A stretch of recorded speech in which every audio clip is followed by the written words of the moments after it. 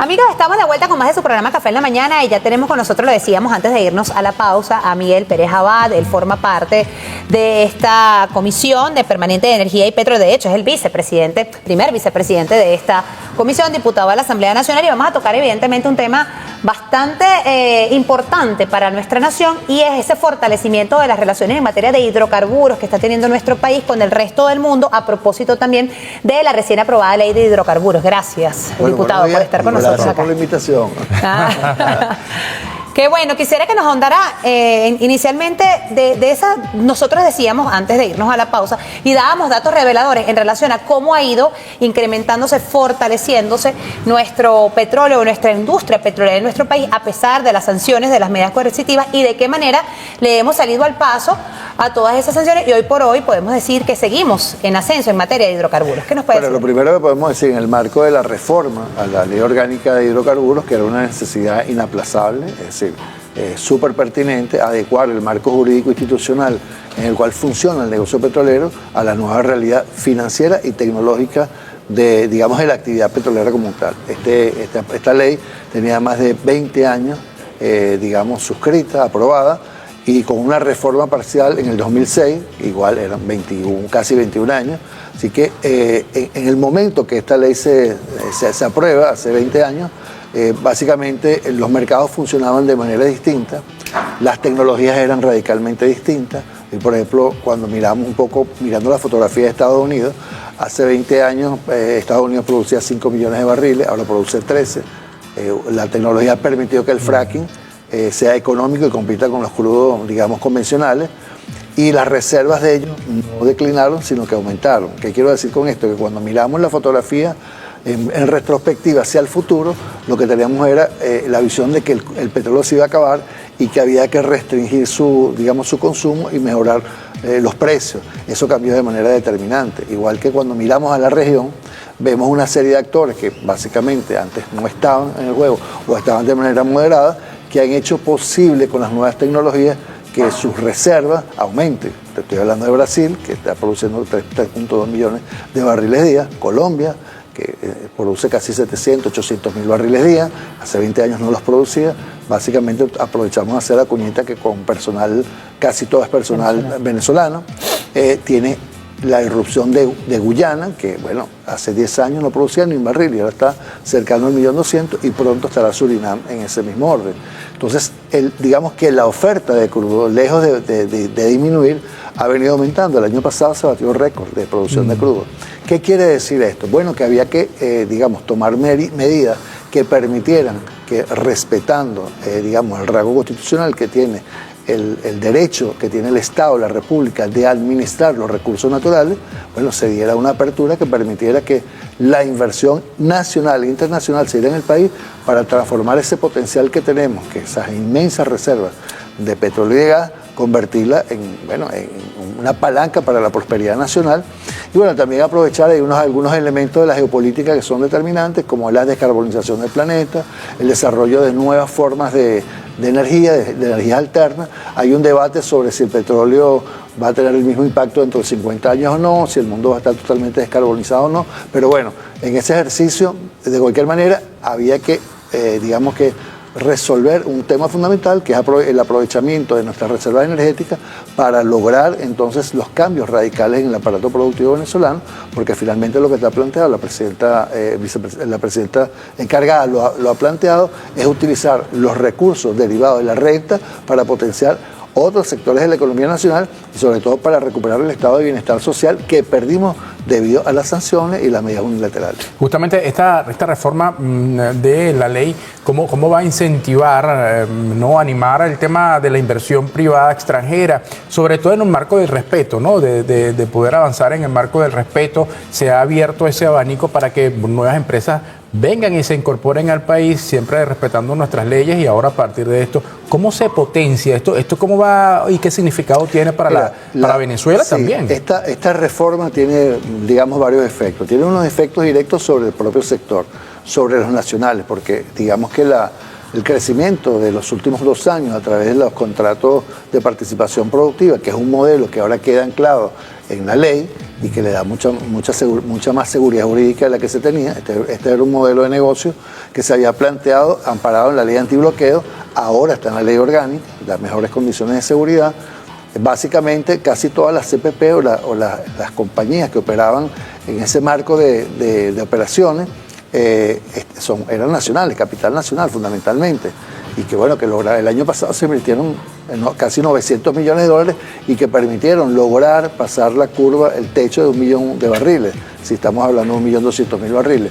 ¿Qué quiere decir con esto? Que no solamente la inversión es internacional, sino que también hay inversión nacional que va a apalancar el desarrollo de la industria petrolera. Después, para potenciar, para aprovechar, ¿qué quiero decir? Para aprovechar y potenciar la explotación de ese crudo, en el caso, por ejemplo, donde tenemos mayores reservas, que es en la faja del Orinoco, hace falta inversiones muy importantes. Y esas inversiones vienen aparejadas de encadenamientos productivos. Por ejemplo, por cada 10.000 millones de dólares, se espera que en los próximos 10 años sería alrededor de 10.000 millones de dólares por año. Cada 10.000 millones de dólares invertidos generan 80.000 empleos directos en el sector petrolero e indirectos alrededor de 300.000, 400.000. Pero además hay un sector que se beneficia, que son los empleos que se generan en torno al consumo que genera toda esta economía. Entonces estamos hablando en los próximos años, por otros 5 o 6 años, de generar alrededor de 1 millón de empleos directos, indirectos y asociados. Eso es mucho, mucho empleo que va a generar, que va a potenciar la prosperidad nacional y que va a llegar a la familia venezolana. Ahora, tienes una realidad. El cambio de paradigma en el desarrollo petrolero también empuja a otro sector. Por ejemplo, que el riesgo país disminuya, que las sanciones vayan flexibilizándose, la idea es que desaparezca, pero sobre todo la parte financiera. Venezuela entra nuevamente a los circuitos financieros que había salido hace 10, 12 años. ¿Sí? Venezuela no accede a un crédito internacional desde hace mucho tiempo.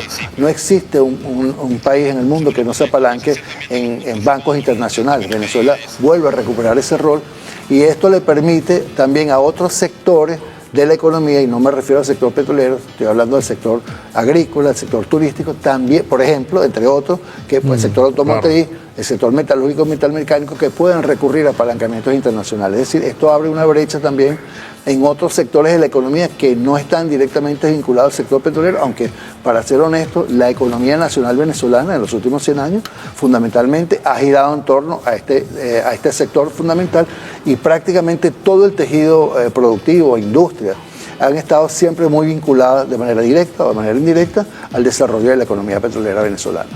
Diputado, usted que es primer vicepresidente de esta Comisión Permanente de Energía y Petróleo, bueno, tenemos que preguntarles, se dice que va a llegar el día de hoy el secretario de Energía de Estados Unidos a sostener un encuentro con nuestra presidenta encargada, Delcy Rodríguez, en el marco de la soberanía energética y tomando en consideración esta ley de hidrocarburos que de una u otra manera blinda a las transnacionales que vienen a nuestro país y también, por supuesto, blinda, ¿no?, la seguridad de la nación. Quería saber su apreciación en relación a esto. Viene el secretario de Energía. Bueno, yo creo que es sumamente importante para el país la visita del secretario de Energía, porque ustedes hablaban del tema de los mercados y el tema de la soberanía. Hoy la soberanía no puede ser vista como un elemento rígido como en el siglo pasado. Hoy es un mundo que está interconectado. Voy a poner un ejemplo para que quienes nos ven y nos oyen puedan entender cómo el mundo globalizado ha permeado las soberanías. Ya se depende menos de quién controla el territorio, porque todos los países están conectados. Por ejemplo, el sector automotriz norteamericano, que es muy grande, que genera mucho empleo, prácticamente el 99% de los microchips con que funcionan los carros son chinos. La industria de microchips de los chinos depende de los gringos, pero también la industria automotriz de los gringos depende de los chinos. Si quiero decir, y eso no quiere decir que es que no sea... encadenamiento allí. Claro, que ahora las fronteras son tecnológicas, son quien controla los datos. El ejercicio de la soberanía básicamente se basa más en el derecho al ejercicio democrático, la elección, el voto. Es decir, hay otros parámetros de medición. Digo esto porque se piensa mucho que es que la aprobación de esta ley y sentarse con el cliente más grande que tiene Venezuela y que ha tenido en los últimos 100 años. O sea, nosotros podemos tener diferencias políticas con los Estados Unidos, pero nuestro mejor cliente, el cliente más grande que tiene Venezuela, porque además toda su infraestructura de refinación está hecha para procesar los crudos venezolanos, es los Estados Unidos. Es decir, tú vas a seguir vendiendo a Asia, a los chinos, a quien tú quieras venderle, pero están más cerca, pagan mejor, los fletes son más baratos y el cliente está preparado para refinar, para procesar. La dieta de las refinerías norteamericanas están hechas por razones evidentes, por más de 100 años de relaciones, para utilizar el crudo venezolano. Eso nos da grandes ventajas. Ahora, ¿quién depende de quién? ¿Nosotros dependemos de los Estados Unidos o los Estados Unidos dependen de nosotros? Depende de la óptica, ¿verdad? Si nos ponemos a ver eso. Es una relación que tiene que estar basada en el respeto a las normas. Por eso, en un acto soberano, la Asamblea Nacional reforma una ley. A nosotros no nos dijeron, mira, aquí está la ley, la mandaron del Departamento de Estado. Nosotros nos dijeron, hagan una ley. Y entonces la comisión se reunió, hizo las tareas, hizo la experticia, se reunió con los trabajadores y presenta un anteproyecto de ley que se aprueba por unanimidad. Lo que quiero decir es que aquellos que ven el medio vaso vacío no están del todo claros de que en un mundo interconectado la soberanía absoluta, como la conocíamos hace 100 años, no existe, porque todos tenemos todos estamos interconectados y relacionados. Sí. Por ejemplo, más importante, la soberanía tecnológica de los países, que es básicamente pelear por la frontera, por decirlo de alguna manera, porque todos los días estamos transversalizados con información, te manejan la Big Data, es decir, los países están penetrados permanentemente en los modelos de captación de información. Entonces, yo, volviendo al tema que me ha preguntado, yo creo que es muy importante que esté aquí, además que podamos hacer buenos negocios para la República y que custodiemos en un acto soberano que los recursos, la renta nueva que va a captar el Estado venezolano vayan a esos sectores, como lo plantea la presidenta encargada, sectores estratégicos, la salud, la educación, la infraestructura, los puertos, los aeropuertos, y se apalanque, por ejemplo, yo que vengo del sector de la pequeña y mediana industria, yo creo que Venezuela tiene que recuperar los fondos de capital de riesgo, o sea, la capacidad que tiene el Estado de financiar lo que la banca comercial no puede. Porque además está tutelada por las normas de Basilea, pero nosotros necesitamos poder dar créditos a largo plazo para la industria, para que se potencie una industria renovada, nueva, que pueda incorporarse y transversalizarse en los nuevos proyectos de inversión que vienen para Venezuela y que son altamente competitivos en materia de tecnología. Diputado, vamos a hacer una pausa. Le quería justamente dejar una pregunta al aire y tienen que ver con que, bueno, hay muchas expectativas. Ya usted ha dicho, se podrían crear hasta 1 millón de empleos. Hay mucha gente allá en el Tigre, en Anzoátegui, en el Anaco, en el estado de Zulia, ¿no? Muy pendiente de lo que esto va a hacer y va a reactivar. Le quería preguntar justamente también con los servicios vinculados a esto. Por ejemplo, el tema de la electricidad. La presidenta encargada ha dicho, hay que avanzar en el fortalecimiento de lo que tiene que ver, por ejemplo, con el tema de los servicios, y el eléctrico sin duda es un tema de eso. Se han creado también 2 fondos. Quiero un poco hablar acerca de este tema y los elementos vinculados al fortalecimiento del tema petrolero en nuestro país. Miguel Pérez Abad, primer vicepresidente de la Comisión Permanente de Energía y Petróleo, acá en Café en la Mañana. Pausa, ya venimos. Con la BDAPP del Banco de Venezuela todo lo resuelves desde tu celular. Paga al instante con pago móvil BDBQR, divide la cuenta entre amigos con pagos compartidos y disfruta de la tecnología Space pagando desde tu teléfono al punto de venta desde cualquier banco. Haz tus operaciones cómoda e inmediata desde donde estés. Descarga la BDAPP y lleva el banco número 1 en tus manos.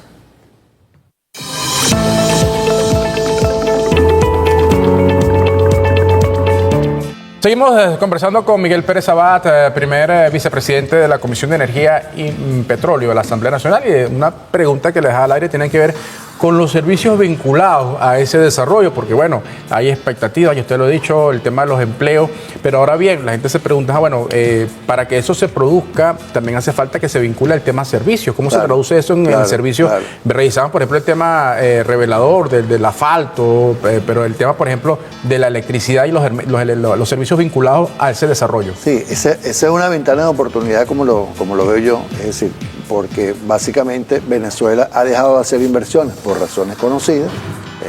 La caída de los ingresos del Producto Interno Bruto Nacional, por un lado, y los ingresos de la República, que un 80%, hubo que hacer maromas para poder mantener el país, funcionando. Sí. Cuando veo que una oportunidad es porque parte de lo que trae aparejado el desarrollo de la industria petrolera venezolana tiene que ver con la mejora de los servicios públicos. O sea, no puede haber desarrollo petroleros si no hay electricidad para poder operar las grandes inversiones. Entonces, creo que habrá que, yo digo, la ley es un suceso, el desarrollo es un proceso. Es decir, no es que mañana van a llegar las inversiones y que haya las condiciones mínimas, digamos, para funcionar. Así que prela las condiciones de servicio. Y en eso me refiero no solamente al servicio eléctrico, los servicios educativos, los hospitales, la vialidad. Punto y círculo, como decía Chávez. La infraestructura, pero es que ¿por dónde vas a meter los equipos? Que necesitas vialidad, necesitas puertos, aeropuertos. ¿Sí? Hay una preparación previa antes de que empiecen a llegar, digamos, las empresas, aunque ya están llegando, pero muchos son esfuerzos de capitales nacionales, porque bueno, yo soy Anzoátegui y bueno, tengo amigos en el Tigre y en Anaco, y ya se siente una reactivación, sí, sobre todo porque la ley, la reforma, despeja una serie de elementos necesarios que no estaban previstos en la ley anterior. Entonces, bueno, la economía se basa en confianza. En la medida que la gente se siente confiada de que las cosas van a ser como están planeadas, la gente se arriesga más y entonces, bueno, ponen a funcionar los capitales. Así que el tema, por ejemplo, ¿qué trae aparte, qué beneficios traen las nuevas tecnologías aparejadas? Bueno, que vamos a tener nosotros que preparar personal y ese know-how, esa experiencia queda en Venezuela. Y bueno, cuando entreguen las operadoras dentro de 25 años o de 40 años, entreguen, porque no, bueno, ya no quieren producir todas esas instalaciones de superficie, esa inversión queda para la República, pero el conocimiento queda para el país. Eso es un valor agregado tremendo en una economía que ya no se basa en la venta de materias primas, una economía que ya no es financiera, sino en un modelo económico mundial que se basa en la ciencia, la tecnología y la innovación, en lo que llaman la economía del conocimiento, donde las principales empresas hoy no son, por cierto, petroleras, sino que son empresas de tecnología. Digamos que Venezuela tiene una inmensa posibilidad no solo de transformar su modelo económico, sino de prepararse para los grandes retos que implica hoy los nuevos paradigmas de la economía global. Diputado, a propósito que estamos hablando del tema energético, de hidrocarburos y petróleo, mire, queremos presentarles un FEI que salió el día de ayer y que fue desmentido ya por el vicepresidente sectorial de comunicación y tiene que ver a propósito de un cargamento que fue presentado. Vamos a ver si tenemos la imagen para presentársela a ustedes, allí lo ven. Dice el vicepresidente Miguel Pérez Pirela, calificó de fake news la información difundida por Bloomberg, la cual aseguraba un supuesto cargamento de petróleo venezolano con destino a Israel. El vicepresidente desmintió una nueva noticia falsa difundida por la agencia estadounidense Bloomberg a través de su canal de Telegram. El funcionario calificó de fake news la información que alegaba un supuesto envío de crudo venezolano a Israel, una afirmación que carece de fuentes oficiales y de cualquier evidencia verificable. El desmentido se realizó en un artículo, con la captura, lo ven ahí en pantalla, de un artículo con un sello rojo de FEI, subrayando la falsedad de esta información, porque si uno se pone a analizar, los FEI se han vuelto la orden del día o están a la orden del día cuando de este tipo de informaciones pues se trata y quedó desmentido allí en este tema de hidrocarburos. También le pregunto, diputado, a propósito de lo que tiene que ver el motor de hidrocarburos que se le está dando tanta importancia y tanta relevancia porque es el que apalanca, ¿no?, el resto de los motores en nuestro país con el tema de los hidrocarburos y el tema petrolero. ¿Cómo contribuye justamente este impulso que se le da al motor hidrocarburo, el resto de los motores con este Consejo Nacional de Economía Productiva, donde allí confluyen todos los que tienen que ver con el aparato económico de nuestro país, bueno, y tomando como premisa o como línea este tema de los hidrocarburos en Venezuela? Uno de los grandes retos que tenemos en este momento histórico es justamente transformar la renta petrolera en renta para otros sectores, o sea, incorporar a todos los sectores de la producción nacional. Eso significa un reto no solamente para el Estado, sino también para los privados. Si una tarea que está pendiente es, modernizar nuestro parque industrial, apalancar con nuevas tecnologías para que puedan vincularse de mejor manera a estas inversiones que se van a llevar adelante. Eso significa que el Estado necesita, apoyar, por lo menos desde el punto de vista financiero, esa transformación tecnológica de nuestra industria para poder insertar al resto de los sectores. Como todos sabemos, el sector petrolero es un sector intensivo en capital, intensivo en mano de obra, y que es la cadena que gira alrededor, las empresas de servicios, bienes y servicios en torno a la industria petrolera, lo que hace que se incluyan el resto de los sectores y donde se genera el empleo. Esa es una tarea, ese es un gran reto que vamos a tener. Cuando nosotros miramos, cuando por ejemplo en la zona norte del estado de Anzoátegui se desarrolló la inversión del complejo criogénico de José, bueno, se generaron distorsiones. Hay que hacer, o sea, la propiedad inmobiliaria subió, los costos de los servicios aumentaron, los restaurantes, sí, hubo una afectación por la cantidad de recursos que se invirtieron y no se generaron como que los amortiguadores económicos y sociales que permitieran que el riesgo de esas inversiones se mitigara. Por ejemplo, muchos sectores, muchos barrios nuevos que crecieron de manera anárquica, crecieron a partir de esas inversiones. Ese es parte del gran reto que tenemos los venezolanos y las venezolanas. Que haya un crecimiento organizado, sí, de pronto. Que sea planificado, que sea organizado, que a otros sectores que no tienen los niveles de productividad que tiene el sector petrolero también se vean beneficiados, y tiene que ser a través de estos amortiguadores que son los fondos que crea el Estado para apalancarlo. Por ejemplo, tú no vas a poder, por ejemplo, los pescadores artesanales, es muy complicado que compitan con un sector como el petrolero, pero tú puedes generar condiciones para que la pesca artesanal sea igualmente competitiva, bueno, dotando los equipos de centros de frío, de centros de distribución, porque además no va a hacer falta esa proteína para poder abastecer la nación. Entonces hay que buscar esos métodos de equilibrio para que justamente se mitiguen los efectos desfavorables cuando tú concentras grandes inversiones, sea que vayas a hacerlo en el Zulia o en Anzoátegui. Claro. Bueno, hay todo un tema allí que hay que construir con políticas públicas, no queda otra. Si el Estado interviniendo y construyendo esos niveles de equilibrio para que la cosa se haga de manera armónica y bueno, se obtengan los mayores beneficios posibles. Diputado, hay un tema importante que usted ahorita hacía referencia. Hablábamos de que a Venezuela le quitaron el 99% de sus ingresos por renta petrolera. Bajó muchísimo, hubo una afectación importantísima. Fueron momentos difíciles, que el Estado venezolano no le ingresaban divisas. Ahora quiero preguntarle cuál es el aprendizaje, si se quiere de alguna manera, o qué elementos positivos pudo haber tenido esa experiencia sobre estrategias a desarrollar, sobre planes de contingencia para la industria petrolera de nuestro país. Bueno, yo creo que hay, en términos generales, todos los sectores de la economía, los sectores productivos, el pueblo de Venezuela adquirió una experiencia importante. Por ejemplo, toda esta corriente del emprendimiento nace a partir de este detonante de que, bueno, la familia tenía que buscar ingresos por otra vía, ya que los salarios habían caído tanto, bueno, había que emprender. Eso impacta de manera importante la cultura nacional, que siempre tenía una visión rentista, es decir, que el Estado cobre la renta petrolera y que me dé. Sí, esa visión del paternalismo de Estado cesó en Venezuela. Hoy la gente entiende que es su esfuerzo lo que le va a permitir. El empresario ya no está esperando que me dé. ¿Qué es lo que le pasa? El que hizo el empresario hizo lo mismo. O sea, porque cuando son valores culturales afectan por igual a todo el pueblo. Y incluye al pueblo emprendedor, a los empresarios. ¿Qué hicieron los empresarios? Bueno, si nosotros miramos, por ejemplo, un efecto directo de las capacidades productivas nacionales, si vamos a un supermercado, sacamos una fotografía de hace 10 años y vemos la cantidad de productos importados, podemos determinar que el 99% eran productos importados. Ahora sacamos una fotografía, vayan ustedes al supermercado y prácticamente todo es nacional. Eso es crecimiento. Entonces, muchas marcas, además. Muchas marcas de muy buena calidad, productos más sanos. Entonces hay un crecimiento, o sea, hay un nuevo sujeto político, económico y social en el país, derivado de una catástrofe económica que obligó al país a salir adelante. Por eso es que el país está creciendo con esfuerzo propio, como decía el presidente Nicolás Maduro, y el país hoy tiene una oferta de productos nacionales que tiene condiciones para la exportación. Es decir, el país está es otra forma. El metabolismo económico ya no es cambió, que dependía justamente de que si los precios del petróleo subían o bajaban. La gente se desenganchó de allí. Tenemos petróleo, algún día subirá el petróleo, nosotros vamos a ver cómo con esfuerzo propio nos vamos resolviendo. Ese aprendizaje es un aprendizaje valiosísimo para una nación que sin duda ahora puede conseguir el reto de la prosperidad con inclusión social, porque estamos mejor organizados, porque tenemos una mejor visión. Ya el venezolano no quiere que le den. Hay otra visión. No quiere ya lo que quiere es que le den facilidades para emprender. Que me den la caña de pescado. Y eso es una ganancia tremenda para el país.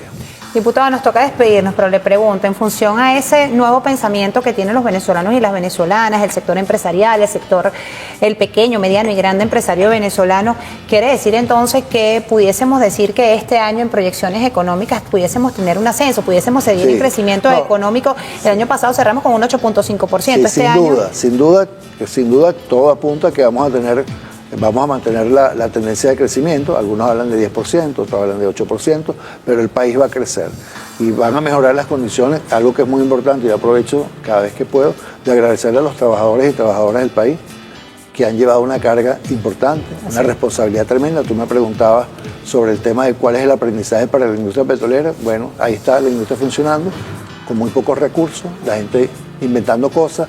Ya hemos visto cómo los refinados han aumentado. Si los venezolanos nos hemos destacado en esta crisis por ser muy creativos y por, entre todos, salir adelante. Entonces, bueno, la familia venezolana, un poquito más de paciencia, pero las cosas muy buenas vienen para Venezuela en materia de desarrollo económico y justicia social, por supuesto. Muchas gracias, Gracias a diputado. ustedes.